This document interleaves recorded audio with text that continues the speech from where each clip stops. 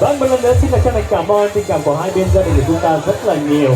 Và xin được kính chúc tình cảm của hai bên gia đình sẽ luôn bền chặt keo sơn, dồi dào sức khỏe, an khang và hạnh phúc.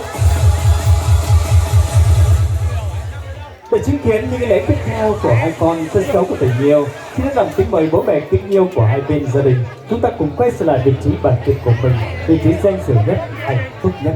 Xin rất lòng kính mời.